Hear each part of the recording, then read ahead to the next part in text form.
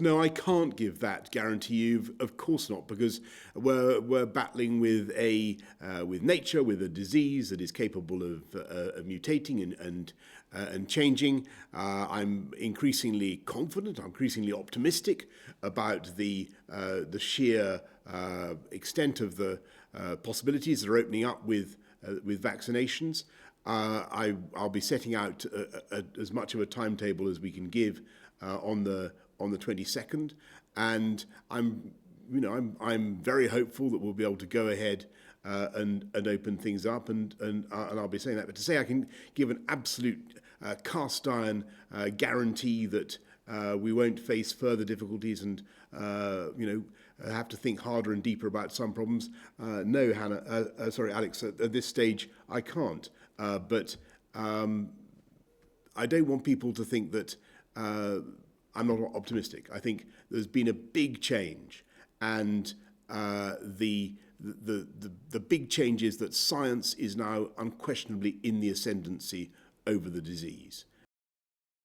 I think for purposes of this country and doing things within the domestic UK economy, I think we'll look at everything, but what we're thinking of at the moment is more of a route that relies on mass vaccination, and as you know, we intend to vaccinate all the adults in the country by the autumn, plus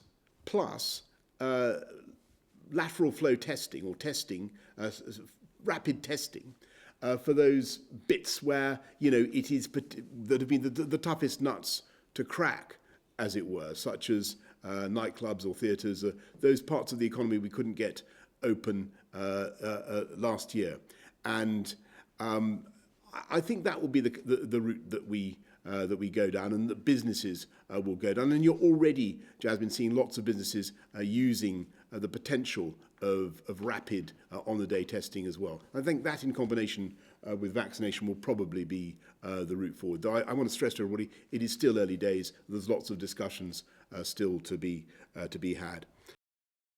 I think it's fairly obvious at the moment that most of the evidence seems to point to the disease having originated in Wuhan. That seems to be where the consensus is at the moment.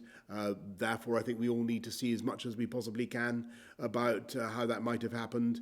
The zoonotic questions that people are asking, I think we need as much data as possible. And I think what the world do ask, what are we going to do about it, Alistair? I think what the world needs to see is a general agreement on how we track data surrounding zoonotic pandemics. We want zoonotic research hubs around the world, and we want a general agreement on transparency. And I think one of the attractive ideas that we've seen in the last few months has been a proposal for a global treaty on pandemics, so that signatory countries make sure that they contribute all the data they have, and we are able to get to the bottom of what's happened and stop it happening again. I think that is the sensible thing to do.